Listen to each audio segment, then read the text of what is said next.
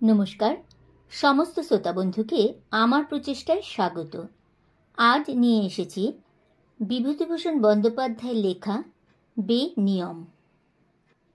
গল্পটি ভালো লাগলে একটি লাইক করে দেবেন আর চ্যানেলটিকে সাবস্ক্রাইব করে পাশে থাকার অনুরোধ রইল। আপনারা পাশে থাকলে তবেই তো আমার প্রচেষ্টাকে সফলতার পথে এগিয়ে নিয়ে যেতে পারব। শুরু করছি। বেনিয়ম। রামচাটুর্যের স্ত্রী খুব বিপদে পড়েই প্রতুলকে খবর দিলেন। রামচাটুর্য পাথুরে লোক ছিল, সবাই জানে।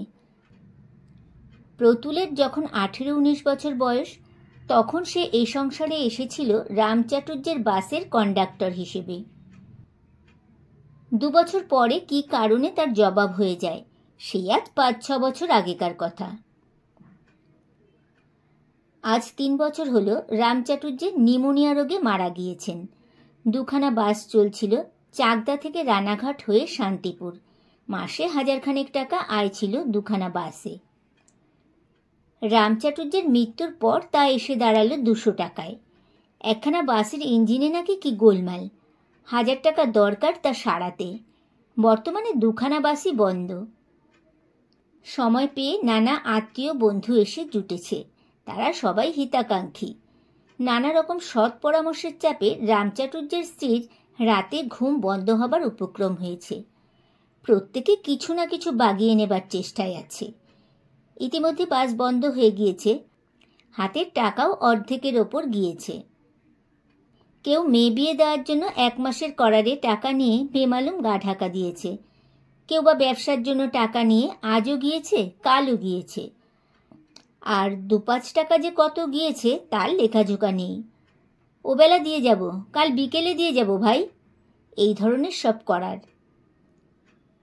আপনা আপনির মধ্যে না দিয়েও পারা যায় না। রামচাটুর্যের স্ত্রী এখন অনেক কিছু বুঝতে পেরেছেন। খুব একটা আত্মীয় স্বজনের মিষ্টি কথায় ও আর বিশ্বাস করে না। তার জ্যাঠতুতো বোনের স্বামী একদিন এসে ধরে পড়ল। দিদি, 900 টাকা না দিলেই নয়, হুন্ডির ওয়াদা মেটাতে হবে কাল সকালে। বুধবারে নিজে এসে কিংবা হরিমতিকে আর বৃন্দাবনকে দিয়ে পাঠিয়ে দেব। তুমি ছাড়া আর কার কাছে যাব বলো? এমন গঙ্গার জলে ধোয়া মন আর কার আছে? রামচাটুর্যের স্ত্রী টাকা দিয়েছিলেন, কিন্তু সে ভগ্নিপতির দেখা আর কোনোদিন পাননি। তারপর অবশ্যই টাকাও পাননি। সেদিন রামচাটুর্যের নাবালক পুত্র হারাধন এসে মাকে বললে, মা, হাটে বেগুন সস্তা হয়েছে কাল শুনেছি। আজ থেকে আর বেগুনের বজরা বাসে যাবে না। কেন? হরিপদ প্রত্যেক বজরার পিছু 4 আনা করে জলপানি নেয়। ওরা আমাদের বাসে না গিয়ে লাহিড়ী কোম্পানির বাসে যাচ্ছে। তুই হরিপদকে বললি কিছু? আমার কথা শোনে না, তুমি বরং ডেকে বলো। এই হরিপদই 1000 টাকা চেয়ে রেখেছে বাসের ইঞ্জিন সারাবার দোহাই দিয়ে। রামচাটুর্যের স্ত্রী অনেক ভেবে দেখলেন, বাসের ব্যবসা যদি চালাতে হয় তবে এসব লোক দিয়ে হবে না। হরিপদ সম্বন্ধে অনেক কথা তার কানে গিয়েছে। পুলিশকে দিতে হবে বলে 2-2বার মোটা টাকা নিয়েছে, কিন্তু পুলিশকে দেয়নি। যদিও দিয়ে থাকে খুব কম, নিজে মেরে দিয়েছে টাকাটা। বিশেষ করে আজকাল যেন হরিপদ কীরকম হয়ে গেছে। কেবল 5 টাকা লাগবে, কাল 80 টাকা লাগবে, বাসের ভাড়ার টাকা ঠিকমতো আদায় দেয় না, হিসাব চাইলে চটে যায়। অর্থাৎ ব্যাপার এই, ও বুঝেছে ওকে ছাড়া আর চলবে না। বাসের কাজ আর কেউ জানে না। রামচাটুর্যের স্ত্রীকে যদি বাসের ব্যবসা বজায় রাখতে হয় তবে হরিপদ ভিন্ন কাজ চলবে না। কাজেই হরিপদর মেজাজ চড়বারই কথা। হরিপদকে ডেকে বেগুনের বজরার জলপানির কথা বলতেই সে চটে গেল। 2-1 কথা শেষে সে বললে, অনেক কিছু ঝুঁকি ঘাড়ে করে নিয়ে লাইন বজায় রেখেছিলাম, কিন্তু আপনাদের অলক্ষিতে ধরেছে, বুঝতে পেরেছি। এই লাইন যাতে পাল কোম্পানি কিংবা লাহিড়ী কোম্পানি পায় সে চেষ্টা আমি করব। দেখি আপনাদের কত হয়েছে। হরিপদ চটে বেরিয়ে গেল। সেই থেকে বাস বন্ধ, সেই থেকে নগদ টাকা আসা বন্ধ হয়ে গিয়েছে, সেই থেকে সংসারের অবনতির সূত্রপাত। কলসির জল গড়াতে গড়াতে আর কতদিন থাকে? দুপুরবেলা বারাসাত থেকে প্রতুল এলো। রামচাটুর্যের স্ত্রীকে প্রণাম করে বলল, খুড়িমা ভালো আছেন তো? হারাধন ভালো আছে? রাম চাটুর্যের স্ত্রী বললেন, এসো এসো বাবা, ভালো আছো? বেঁচে থাকো বাবা। বাসের কাজ কেমন চলছে? সে অনেক কথা, বাস বন্ধ হয়ে গিয়েছে, হরিপদ রাগ করে চলে গিয়েছে। তোমাকে ডেকে পাঠিয়েছিলাম এই জন্যই। খাওয়া দাওয়া করো, সব বলছি। প্রতুলকে ভাত দিলেন টক ডাল ও কাঁচা কলা ভাজা দিয়ে।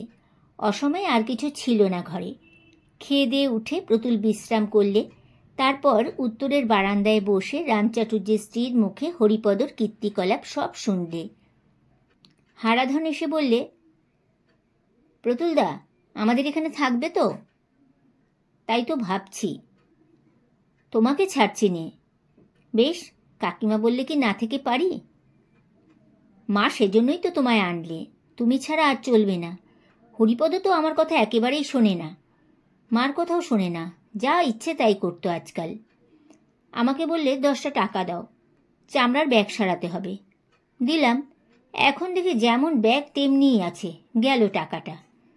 জানকি মুচি বললে, কই, আমার কাছে তো কেউ ব্যাগ সারাতে দিয়ে যায়নি, আমি 10 টাকা সারাবার জন্যে নেব তা তো বলিনি। প্রতুল বললে, ঠিক ঠিক, দাঁড়াও দেখি। কাকিমার মুখে সব শুনি কি বলেন। আমার পোষাবে তবে তো থাকবো।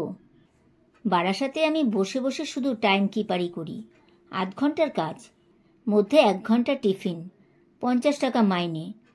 তোমার মা কি দেবেন আগে বুঝি? বোঝাবুঝি সেদিনই হয়ে গেল। প্রতুল কাজে লাগলো পরের দিন থেকে। হারাধন নির্বিঘ্নে স্কুলে পড়তে লাগলো। ওর মায়ের মনের উদ্বেগ ও সন্দেহ সামান্য কিছু কমলেও একেবারে কমল না। স্বামীর মৃত্যুর পর জগৎটাকে তিনি যে চোখে দেখতে পেয়েছেন তাতে কমবারও কথা নয়। প্রতুল গ্যারেজ থেকে বাস বের করতে গিয়েছে সকালে। পাশের পানের দোকানি বলরাম বললেন, কি প্রতুলদা যে, এলে কবে? এই যে ভালো, কাল এসেছি। বাস বেরোবে নাকি? হরিপদর জায়গায় তুমি বুঝি এলে? হ্যাঁ, হরিপদও আসবে। সে এ লাইনে 7-8 বছর কাজ করছে, সে না এলে চলে? দিন 3 মধ্যে বাজারের রামদুলাল স্বর্ণকার, বোস কোম্পানির ঘড়িওয়ালা, টুনু চক্রবর্তী চায়ের দোকানি, কপিল আলুওয়ালা, মানে বাজারের বিশিষ্ট ব্যবসায়ীরা দেখে অবাক হয়ে গেল রাম চাটুর্যের বাস সার্ভিস আবার চালু হয়েছে এতদিন পরে। বেশ 2 পয়সা আসছে নিশ্চয়ই। প্রতুলের চিঠি পেয়ে হরিপদ এলো। বললে, আমার তো কোনো অনিচ্ছা নেই, তবে হারাধনের চ্যাটাং চ্যাটাং কথা আমি শুনতে রাজি নই। আমি চাটুর্য মশাইয়ের পুরাতন লোক, আমার সঙ্গে সেরকম কথা বলো, আমি সব করতে রাজি। তা বলে প্রতুল বললে, হরিপদদা, হারাধন ছেলে মানুষ, তুমি আমি যা করব তাই হবে, ওর কথায় চড়তে আছে? ছি। দিন 7 পরে একদিন ক্যাশ বুঝিয়ে দিতে গিয়ে হরিপদ বললে একটু নিচু সুরে, 97 টাকা 13 আনা ক্যাশ। আমার কত, তোমার কত? মানে? হরিপদ চোখ টিপে বললে, মানে তুমিও জানো আমিও জানি। তুমি কি আর এখানে 50 টাকা মাইনেতে খাটতে এসেছ? না আমি খাটতে এসেছি। যা হবে সে তো তুমিও। না দাদা, নাবালকের সম্পত্তি, আমি এসেছি ওরা ডেকেছে বলে, ওদের জিনিস বজায় রাখতে হবে, তবে তোমারও 2 পয়সা। সে পয়সাটা আসছে কোথা থেকে? কমিশন থেকে। আমি গিন্নিমার সঙ্গে কথা বলবো এই নিয়ে। আগে 7% পাওয়া যেত কর্তার আমলে, এখন তুমি যা বলো। নিজের হাতে কলকাটি, আবার পরের খোসামত করতে যাবে কেন? কমিশন টমিশন পার্সেন্টেজের কে ধার ধারছে? যা করব তুমি আর আমি। গিন্নিমা আবার এর মধ্যে আসছেন কোথা থেকে? হরিপদর এ অদ্বৈতবাদ প্রতুল বুঝতে পারলে না। কি জানি কেন গিন্নিমার অসহায় কান্না ওর অন্তর স্পর্শ করেছিল। নইলে সে বোকা নয়, দুজনে মিলে লুটেপুটে খেলে যে কমিশনের চেয়ে বেশি পয়সা হয় তা সে জানে। প্রতুল ক্রমে ক্রমে হরিপদর মনের ভাব বদলে দেবার চেষ্টা করলে। কিছু টাকা রোজ দিতে লাগলো রামচাটুর্যের স্ত্রীর হাতে। অনেক দিন টাকার মুখ দেখতে পাননি তিনি। একদিন প্রতুল বললে হরিপদকে, আচ্ছা দাদা, চাকদা বনগা রুট তোমার কেমন মনে হয়? নতুন রুট, কেউ তো এ পর্যন্ত চালায়নি। প্যাসেঞ্জার হবে কি না হবে করে দেখতে দোষ কি? লাগিয়ে দিই দরখাস্ত, কি বলো? ও রুটে কম্পিটিশন নেই, যে আগে অ্যাপ্লাই করবে তারই হবে। দেখতে পারো, তুমি অনেক অভিজ্ঞ আমার চেয়ে কাজে। তুমি কি বলো? নতুন দুখানা বাস কিনতে হবে, টাকা পাবো কোথায়? কমসে কম 40,000 লাগবে। ডিসপোজালের চ্যাসিস কিনে, ইঞ্জিন কিনে বডি তৈরি করে নিলে সস্তায় পড়বে। ভালো আমেরিকান লরির ফ্রেম যদি কিনি, তুমি কি বলো? মন্দ না, ইঞ্জিন দেখে শুনে কিনতে হবে। এ রুটে বড় কম্পিটিশন, 22-24খানা বাস চলছে, ভাবো। এ ঠেঙিয়ে বিশেষ উন্নতির কোনো আশা দেখছি নে। আচ্ছা, ব্যারাকপুর কাঁচরাপাড়া রুট? বহু টাকার খেলা, দুখানা বাসে হবে না, আবার তেমনি কম্পিটিশন। তুমি বরং চাকদা রুটের জন্য চেষ্টা করে দেখতে পারো। হয় যদি, তবে তোমায় নতুন রুটে যেতে হবে হরিপদদা। ওটাকে গড়ে তুলতে হলে তুমি ভিন্ন আর কেউ পারবে না। বাধা আসরে তো সবাই গাইতে পারে। প্রতুলকে খুব পরিশ্রম করতে হলো নতুন পথের সন্ধানে। ধানবাদে গিয়ে ওরা ডিসপোজাল থেকে আশানুরূপ জিনিস খুঁজে পেলে। নারকেলডাঙ্গার বসাক মোটর ওয়ার্কস থেকে বডি তৈরি করিয়ে নিয়ে এলো। রুটের লাইসেন্সের জন্য খুব বেশি পরিশ্রম করতে হয়নি, কারণ ও রুটে কোনো খদ্দের উপস্থিত ছিল না আদৌ। আপত্তি একটুখানি উঠেছিল কাজীপাড়ার ওসমান গনিমিয়ার দিক থেকে। ওরা স্থানীয় সম্ভ্রান্ত জমিদার। ওদের কোনো জামাই নাকি বছর 2 পূর্বে লীগ মন্ত্রিত্বের সময় এ রুটের একটা লাইসেন্স পেয়েছিল, কিন্তু বাস চালায়নি, কারণ তখন পেট্রোল এবং অন্যান্য মোটরের উপকরণ দুর্মূল্য ও দুষ্প্রাপ্য ছিল। প্রতুল নিজে বড় তরফের জমিদার সাহেবের সঙ্গে দেখা করে সব মিটিয়ে ফেলল। ঠিক হলো, ভবিষ্যতে যদি কখনো ওদের জামাই বাস চালানোর ব্যবসায় নাবে, তবে এরা যথেষ্ট সাহায্য করবে। রামচাটুর্যের স্ত্রী গয়না বন্ধক রেখে কিছু টাকা জোগাড় করলেন। শেষ পর্যন্ত বসতবাড়ি বাধা পড়ল কুণ্ডুদের কাছে। পাশের বাড়ির অনেকেই এসে নানা রকম কথা বলতে লাগলো। এভাবে একেবারে সর্বসন্তা হওয়া কি উচিত হলো পরের কথা শুনে? হলোই বা বিশ্বাসী পুরনো লোক। কানাই দত্ত রামচাটুর্যের পুরনো বন্ধু। তিনি স্থানীয় সম্ভ্রান্ত দোকানদার ও প্রবীণ ব্যক্তি। সেদিন এসে বললে, ও বৌদিদি, শুনলাম নাকি প্রতুল ছোড়াটার হাতে অনেক টাকা তুলে দিচ্ছ, ব্যাপারটা কি? এসো, বসো ঠাকুরপো। তোমরা তো আর দেখলে না, ওই ছোড়াটা দেখতে এসেছে বলেই আজ না হয় তোমরা সৎ পরামর্শ দিতে এসেছ। 100 বার গালাগাল দাও, মারো বৌদিদি, ঠিক কথা। তবে আমার কথা যদি বলো, হাঁপানিতে আমার হাড়সার করেছে বৌদিদি। বড় ছেলেটা দেখাশোনা করে, গোবরা আর ছোটটা মালগস্ত করে বড় বাজারে। আসবার দেখবার ইচ্ছে থাকলেও পেরে উঠিনে। কি বলছিলে? বলছিলাম, দেনা, মহাজন, মর্টগেজে এসব কি শুনছি? রামদাদার আমলে কখনো এ কেউ শোনেনি। কেন পরের হাতে নাচছ? দেনা করে বৌদিদি কখনো কেউ ব্যবসা করে, তাও পরের হাতে? হারাধনকে নিয়ে পথে বেড়াতে হবে শেষে। আমরা ঘুঘু ব্যবসাদার, আমার কথা শোনো। সন্ধেবেলা প্রতুল এসে বললে, টাকার কদ্দূর খুড়িমা? রামচাটুর্যের স্ত্রী বললেন, টাকার জোগাড় তো হয়েছে, কিন্তু সকলে যে বড় ভয় দেখাচ্ছে প্রতুল। কোনো ভয় নেই খুড়িমা, আপনি টাকা দিয়ে দিন আমার হাতে। দেখুন 2 মাসে আমি কি করি। বেশ, দেখো, আমি কারোর কথা শুনলাম না, তুমি যা হয় করো। তবে তুমি কিছু মনে করো না, আমার ছেলে এ কাজ করতে গেলেও তাকে আমি ঠিক এমনি কথাই বলতাম। যাও।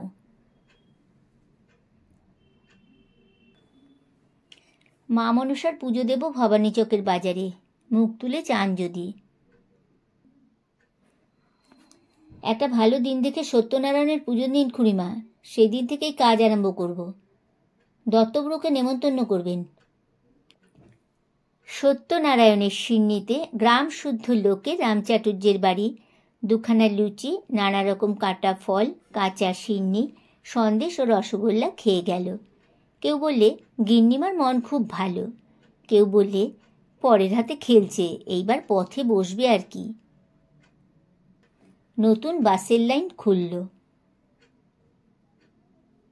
প্রতুল নিজে বাসে চড়ে চাকদা থেকে বনগাঁ পর্যন্ত গেল। মুখে ভেপু দিয়ে একটি ছোকরা চিৎকার করতে করতে বলল, নতুন লাইন খুলছে চাকদা থেকে বনগাঁ, ভাড়া 10 আনা বেলের বাজার, 1 টাকা বনগাঁ, 2খানা বাস সারাদিন যাবে, দুবেলা ছাড়বে, চাকদা থেকে কলকাতার ট্রেন ধরিয়ে দেওয়া হবে, তরকারির ভেন্ডারদের অত্যন্ত সুবিধা করে দেওয়া হচ্ছে। মাত্র 7 জন হলো প্রথম দিন, সপ্তাহের শেষে উঠল 22 জন। হরিপদ বললে, অতগুলো টাকার শেষে জলাঞ্জলি না যায়, একজন ভেন্ডারও তো হলো না। প্রতুল বললে, হরিপদদা, বেলের হাটের দিন আমরা বনগাঁ পর্যন্ত যাব না, শুধু তরকারির বাজরা তুলব, এদিকে চাকদা ওদিকে রানাঘাট। রানাঘাট গেলে পুলিশে ধরবে, ও রুটের লাইসেন্স তোমার কই? সে তুমি ভেবো না দাদা, তোমার বাপমার আশীর্বাদে চালিয়ে নেব। সত্যি হরিপদ ঠিক বলেছিল। পুলিশ ধরলে, থানায় নিয়ে গেলে প্রতুলের কোনো কথা শুনল না, কেস কোর্টে দেবার জন্য তৈরি হলো।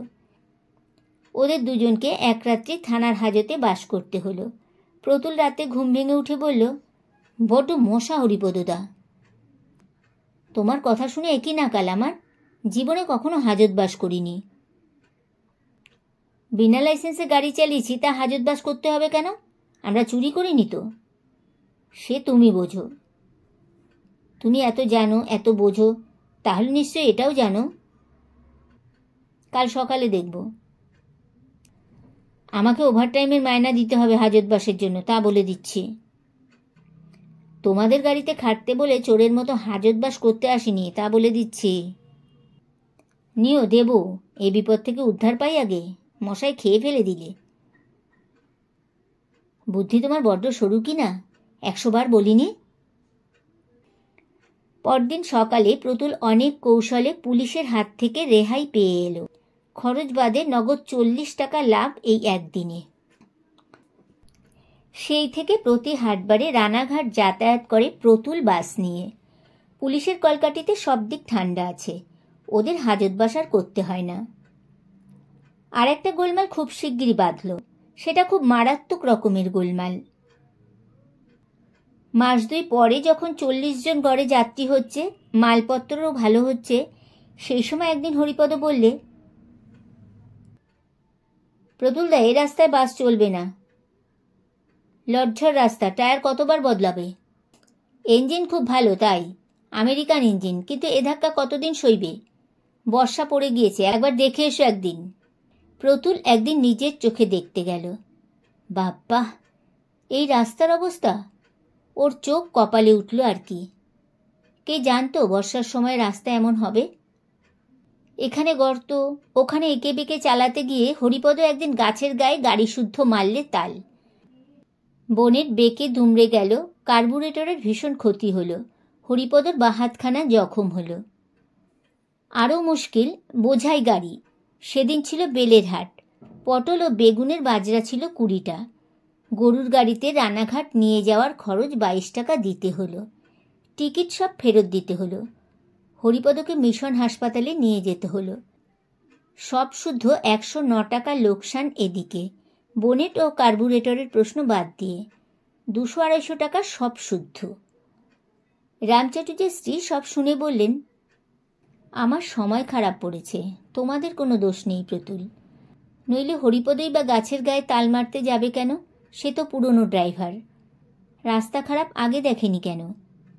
তখন এমন ছিল না, সত্যি বলছি খুড়িমা, বর্ষার আগে বুঝতেই পারিনি। কি করবে এখন? ও রাস্তায় আর গাড়ি চালিও না, গাড়ি 2খানা ভাঙলে একেবারে সর্বশান্ত হতে হবে। লাইসেন্স নেওয়ার রুট বন্ধ করা কি ঠিক হবে খুড়িমা? বেশ প্যাসেঞ্জার হতে শুরু হয়েছে, এখন যদি ছেড়ে দিই। কি করবে তবে? আমাকে আরও 2000 টাকা দিতে হবে খুড়িমা। সে কি কথা বাবা? হ্যাঁ, আমাকে দিতেই হবে। আমার মতলব শুনুন, ও রাস্তা আমি মোটর কোম্পানির পক্ষ থেকে তৈরি করিয়ে নেব। 2000 আমরা দেব, ডিস্ট্রিক্ট বোর্ড আর রোড বোর্ড থেকে কিছু বার করাবো। বাস ও রাস্তাতে চালাবই। তা তো বুঝলাম, টাকা দেব কোথা থেকে? তাও আমি ভেবেছি, অন্য লাইনের বাস মর্টগেজ রাখতে হবে, তাহলে টাকা সবাই দেবে। নয়তো রুট সার্ভিস মর্টগেজ করা যেতে পারে। যতদিন দেনা শোধ না হয় তাদের নিজের লোক থাকবে আমাদের গাড়িতে বসে, ক্যাশ নেবে নিজের হাতে, তারও লোক আছে। আপনার হুকুম পেলেই আমি। যা ভালো বোঝো করো বাবা, তবে দেখো হারাধন তোমার ছোট ভাই, সে যেন পথে না বসে। এত সহজে কিন্তু কাজ মেটেনি। এই কথা কিভাবে গায়ের মধ্যে প্রচার হবার সঙ্গে সঙ্গে রামচাটুর্যের স্ত্রীর কাছে গায়ের বড় বড় বাড়ির মেয়ে, গিন্নি, কর্তারা উপদেশ দিতে আসতে যেতে লাগলেন। কানাই দত্ত বললেন, চোখের ওপর একই সর্বনাশ করছো বৌদিদি, ছেলেটা তো পথে বসেছে, আর বাকি কি আছে? আমার কথা শোনো, ও ছোড়াটাকে দাও হাঁকিয়ে বিদায় করে। তুমি না পারো আমি দিচ্ছি। অনেক কিছু ব্যাপার হয়ে গেল, অনেক কথা কাটাকাটি, এমনকি ঝগড়া পর্যন্ত। তবুও প্রতুল দমল না। হারাধনকে ডেকে বললে, তোমার মাকে বোঝাও হারাধন, তুমি পুরুষ মানুষ, তুমি বুঝবে। মেয়ে ছেলেকে বোঝানো এক মস্ত দায়, রাস্তা বানাতেই হবে আমাদের। মাসখানেক চাকদা বনগা সার্ভিস একদম বন্ধ রইল এইসব নানা গোলমালে। শেষ পর্যন্ত প্রতুল জিতে গেল। 2000 টাকা তার হাতে তুলে দিলেন রামচাটুর্যের স্ত্রী। চোখের জল দুফোঁটা পড়ল টাকা দেবার সময়। প্রতুল রোডবোর্ডের 2-1 হোমরা চোমরার কাছে চিঠি নিয়ে গিয়ে তাদের ধরলে। তারা বললেন, এ রাস্তা মার্চ থেকে পিডাব্লিউডির হাতে যাবে, তারাই দেবে। আমাদের কি স্বার্থ আছে ওতে? জেলা বোর্ডও সেই উত্তর দিল। নদিয়া জেলা বোর্ডের চেয়ারম্যানকে খুব বেশি করে ধরতে তিনি বললেন, তুমি একলা মুভ করলে কিছু হবে না। ওই অঞ্চলের স্কুলের ছাত্র ও তাদের অভিভাবক এবং সাধারণ অধিবাসীদের সইওয়ালা এক দরখাস্ত দাও বোর্ডে, দেখি কি করতে পারি। অনেক জল বেরাবেরি পরে মাসখানেক ধরে অক্লান্ত পরিশ্রম ও চেষ্টার ফলে নদিয়া জেলা বোর্ড তাদের সীমানার মধ্যের রাস্তাটুকু মেরামত করে দিতে রাজি হলো। তাও ঠিক হলো, নারায়ণপুর ও আকাইপুর হাই স্কুলের ছেলেদের অর্ধেক ভাড়ায় যাতায়াত করতে দিতে হবে। 24 পরগনা জেলা বোর্ড কিছুতেই রাজি হলো না। অত বড় জায়গায় গিয়ে ধরাধরি করতে পারলও না প্রতুল। রামচাটুর্যের স্ত্রী বললে, লাইন তো বন্ধ রাখলে, রাস্তার কদ্দূর হলো? যেখানে খুব খারাপ সেখানে হয়ে গিয়েছে। 24 পরগনা না করে দিলেও চলে যাবে একরকম, কিন্তু একটা কথা। কি? প্রতুল মাথা চুলকে বললে, আর 500 টাকা দিতে হবে। আপনার পায়ে পড়ি খুড়িমা, আমাকে ভুল বুঝবেন না। টাকার দরকার হয়েছে কেন বলি শুনুন। বেলেরহাটের সামনে ব্যাপারীদের জিনিস রাখবার জন্য একটা টিনের চালা তৈরি করে না দিলে ওদের বড় অসুবিধে হচ্ছে। যদি আমাদের তৈরি টিনের চালাতে বসে তবে আমাদের গাড়িতেই যেতে হবে। তরকারির বাজরাতেই তো পয়সা, এ বাদে একটা সাঁকো সারাতে হবে, তাতেও 100 টাকা খরচ হবে।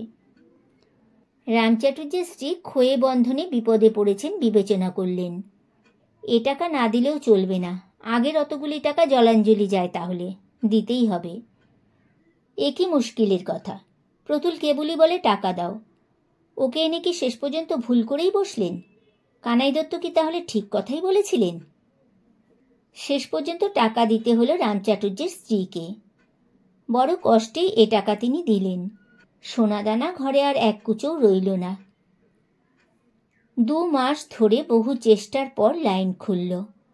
অনেক দিন ধরে বিজ্ঞাপনের ফলে লোক জানাজানি হয়েছিল বেশ। সঙ্গে সঙ্গে যাত্রীর ভিড় হতে লাগলো। হাটের চালা করে দেওয়ার ফলে তরকারির ব্যাপারীদের এই বর্ষাকালে খুব সুবিধে হয়েছে। তারা সবাই বাসের খদ্দের হয়ে উঠল। সকালবেলা রামচাটুর্যের স্ত্রী স্নান করে উঠে আন্নিকে বসবেন, এমন সময় প্রতুল এসে দাঁড়ালো সামনে। রামচাটুর্যের স্ত্রীর বুক কেঁপে উঠল। আবার বুঝি টাকা চায়? প্রতুল পকেট থেকে 100 টাকার নোট বার করে ওর পায়ের কাছে রেখে বললেন, এই নিন, লাইন খুলেছি, দিনের ক্যাশ। 1 দিনের? আরও বাড়বে, সামনের মাস থেকে বোধহয় 150 টাকা করে দিতে পারবো। হাটের ব্যাপারীদের খুব ভিড় হচ্ছে, সামনের বছরে আরেকখানা কিনতে হবে, টাকা দেবেন, তাহলে দিনে 200 টাকা বাধা রইল। হারাধনকে মোটর ইঞ্জিনিয়ারিং শিখতে দিতে হবে খুড়িমা। আমাদের আপিসে কর্তা হতে হলে মোটর ইঞ্জিনিয়ার হতে হবে। আমরা 1 বৎসরের পরের কথা বলছি। গত চৈত্র মাসে একবার আমরা রামচাটুর্যের নতুন কাটা পুকুরের মাছ ধরতে গিয়েছিলাম। রামচাটুর্যের নামে তার স্ত্রী পুষ্করিণী প্রতিষ্ঠা করেছেন। গ্রামে জলের কষ্ট ছিল খুবই। পুকুরের দক্ষিণ পাড়ে যে একটা নতুন বাড়ি খানিকটা উঠে বন্ধ হয়ে আছে সিমেন্টের অভাবে, রামচাটুর্যের নতুন বাড়ি সেটা। প্রতুল ও হারাধন অনেক খাটছে বাড়িটার পেছনে। প্রতুলকে আমি কোনোদিন দেখিনি, ওর সমস্ত গল্পটাই আমি শুনেছি স্থানীয় লোকেদের কাছে। আজকালকার এই অসাধুতার যুগে প্রতুলের কাহিনী আমার খুব ভালো লেগেছিল। অদূর ভবিষ্যতে একবার আলাপ করবার ইচ্ছে আছে ওর সঙ্গে।